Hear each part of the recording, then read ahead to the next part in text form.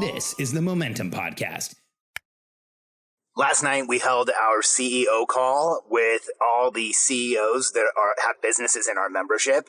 And a question came up that has come up over and over again in businesses where the entrepreneur themselves is doing most of the sales. So if you're in that situation where you've grown a business, you've done most of the one-to-one sales, and you are ready to really expand your company, this podcast is going to help you. If you're in a situation where you already have a sales team, this podcast is going to give you some insight into how you can truly help that team sell more, and sell with confidence. I'm Alex Sharfin, and this is the Momentum Podcast, made for empire builders, game changers, trailblazers, shot takers, record breakers, world makers, and creators of all kinds. Those among us who can't turn it off and don't know why anyone would want to. We challenge complacency, destroy apathy, and we are obsessed with creating momentum so we can roll over bureaucracy and make our greatest contribution. Sure, we pay attention to their rules, but only so that we can bend them, break them, then rewrite them around our own will. We don't accept our destiny, we define it. We don't understand defeat because you only lose if you stop, and we don't know how. While the rest of the world strives for average and clings desperately to the status quo, we are the minority, the few, who are willing to hallucinate there could be a better future. And instead of just daydreaming of what could be, we endure the vulnerability and exposure it takes to make it real. We are the evolutionary hunters, clearly the most important people in the world, because entrepreneurs are the only source of consistent, positive human evolution, and we always will be. So this is one of those rare podcasts that I do when I'm in my car. And so if you hear the engine noises in the background, you're welcome. I love this car. It sounds absolutely extraordinary. And, but that's not what this podcast is about. Although, man, I would love to do a podcast, just an entire podcast series on cars. They're such a big passion of mine. So today I'm really going to talk about, or what I'm actually going to talk about is sales and offloading sales in an organization where the owner of the company, the CEO, the person who's a visionary, the person who founded the business has been doing most of the sales. So last night we had our CEO call, like I mentioned in the introduction, and one of our members signed in who has just experienced incredible growth, like such an incredible entrepreneur.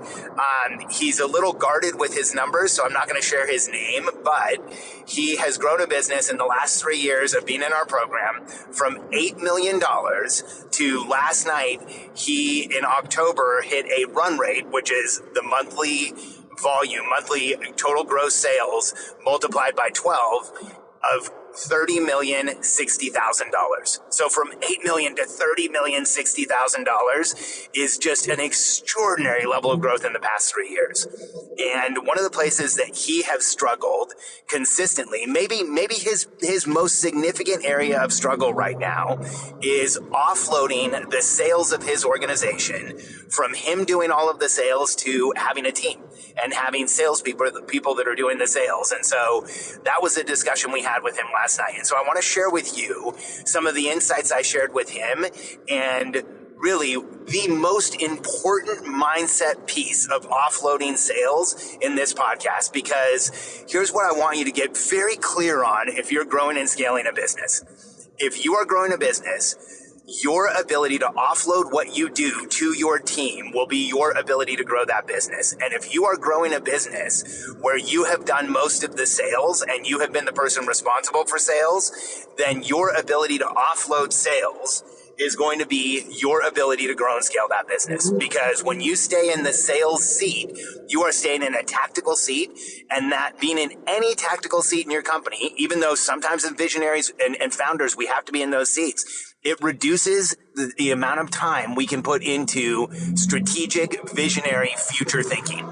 And that's the issue that our members are having. And so first, I want to share the biggest mindset piece about offloading sales. The biggest, and when I say it's the biggest mindset piece, I actually feel like it's the biggest mindset pitfall that visionaries and founders run into when they go to hire a sales team and hand off sales. And here's what it is.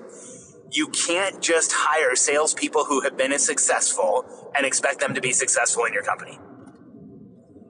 I know that sounds counterintuitive. It's like, wait, I'm going to go hire a really good salesperson. I'm going to hand over sales to them.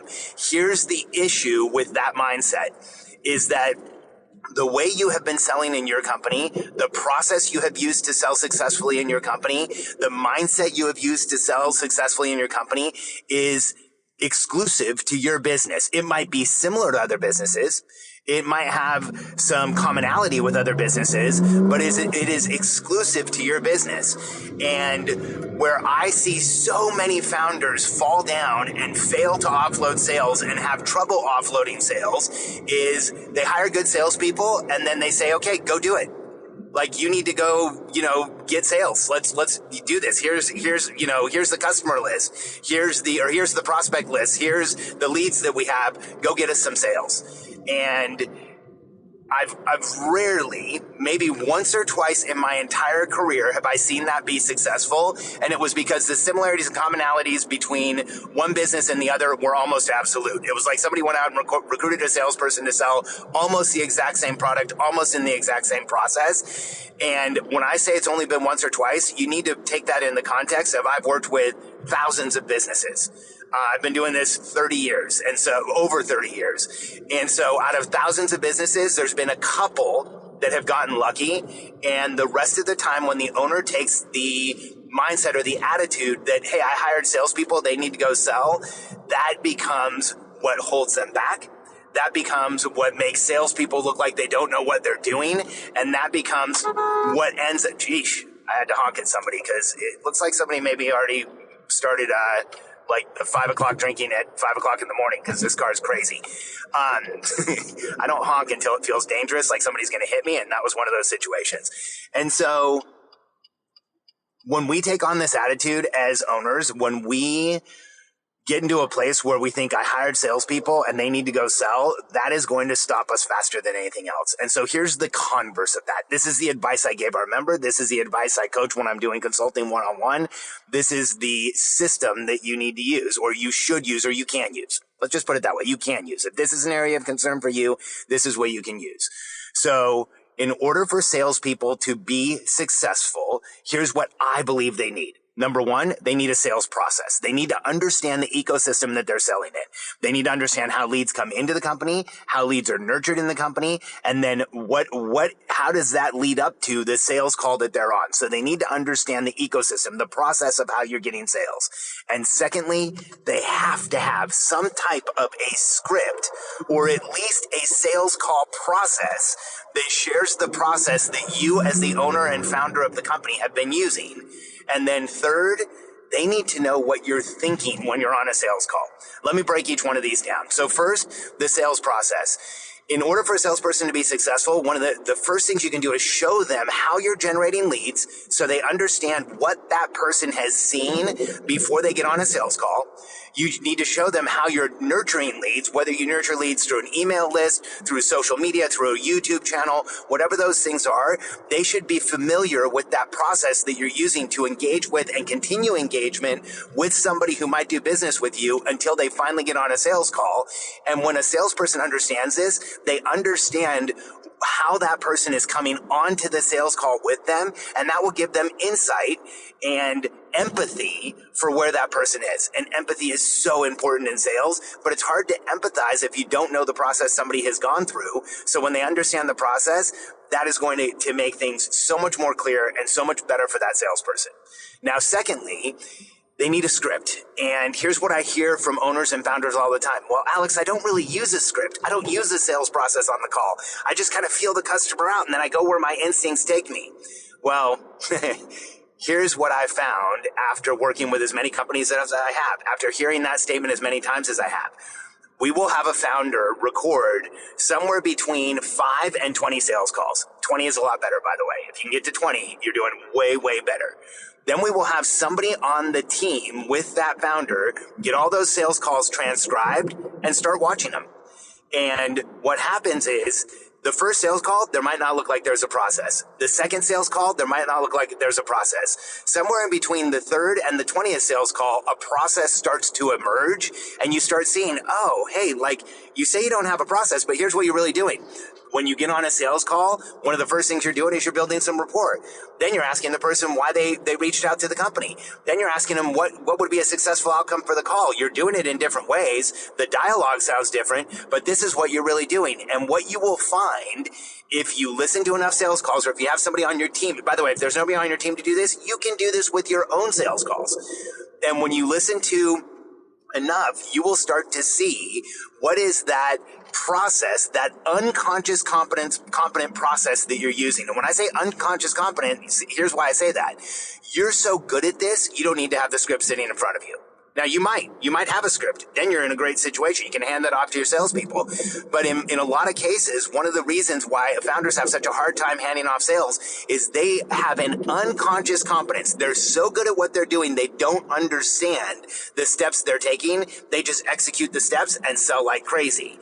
And so once you can start listening to those calls and back out a script, you start seeing exactly what your salespeople need to be doing. Now, in a lot of organizations, salespeople understand the process, they have a script, but they still don't do as well as the founder does. And here's my goal when you're hiring salespeople. When you first hire them, you cannot hold them to the standard that you're selling. If you're closing 50% of all the calls that you get on, you want your salespeople to work towards your number, but your initial goal for them should probably be somewhere between 65 and 80% of your number. So if you're closing 50%, they're going to close a percentage of that. Like the 80% number would be 40%. The 65% number, I'm trying to do math in my head and I'm not doing it very well, would be less than that. But you want to give them a target that's less than what you've been doing. Remember, you have unconscious competence here. You're an expert at this. You're probably, not probably, you are the best in the world at selling for your company. So we can't hold somebody to that standard up front. But what we can do is help them get there with what I said before, the process, the script, and now here's the big part. What are you thinking as the founder when you're on a sales call? When you have somebody pull out the script and you look at that script, you should ask yourself, what is my mindset? What am I thinking? What are the actual thoughts I am thinking as I ask these questions? Because there's a big difference between telling somebody, hey, ask them why they got on the call with us today, and telling somebody as a salesperson, okay, you're going to ask them why they got on the call with us today, and here's why I do this. I want the customer to validate why they're on the call. I want them to remember why they reached out to us to set this up, and it was their intention to get on a call with us, and I want that to be the first positive interaction I have where they say, I got on the call because I think you can help me. I got on the call because I think you can move us forward. I got on the call because I love your podcast. I love your sales page. I saw your webinar. I talked to a friend. I got a referral. Whatever those things are, we are causing them to consciously bring that back to front of mind as we are selling them, as we are talking to them. And so that helps the salesperson not just understand the what behind what you're asking, the actual tactic, but the why. And when salespeople understand why, they are infinitely more successful. And so if you're a founder who has done most of the sales in your company, those are the 3 steps. The 3 steps are, number 1, show the salesperson the process that lead is going through, how they got on the call so that they can empathize with the experience that they've had. Number 2, give them a clear script, deduce and back that script out of the sales calls that you've done. If you don't have recorded sales calls, take 10 to 20 sales calls and record them and go through that process. And number 3, give them the mindset, the why behind why you're asking the questions. And once you start backing out that script, it will come to you. If you sit down and you go through the script and you think, there's really nothing here, read the script a couple mornings in a row, read it 3 or 4 times in a day, and you will start to think like, here's why I asked that question, and this is why I take them through this process, and give your salesperson the actual mindset behind it. If you're going to take a company into really high numbers, now the company that I mentioned has an extraordinary market and an extraordinary founder where they are at 30 million without having fully offloaded sales. I've seen very few companies ever even approach a number that high without fully offloading sales. For most businesses, this becomes the biggest constraint to growth, somewhere between 1 and 10 million. and successfully solving the offloading of sales and getting a sales team to be able to sell like the founder, to be getting a sales team to sell as well as the founder. By the way, the eventuality is we want the sales team to sell better than you because they're only focused on sales. They're not running the company and worried about finances and looking at the future of the company and doing strategic things. They're just selling. We want them to outsell you eventually. And once you can build a system where people are doing that, for what I've seen is the accelerator to go from 1 to 3 million to 3 to 10. And if you're already at 3 to 10 million, you're in rarefied air. But if you can offload sales, that is your accelerator to go from 10 to 30 in most companies. And so, this is a process you can use to replace yourself in this key area of actually getting people to convert and work with you as an organization. And if you're in a situation where you're running a business that's in excess of 7 figures and you are the biggest bottleneck in the business, you can be the biggest bottleneck in sales. You can be the biggest bottleneck in marketing. You can be the biggest bottleneck in any discipline in the company. For most founders, they find that they're the biggest bottleneck across the board. Reach out to us so that we can help you. Go to simpleoperations.com. That's the company that I run.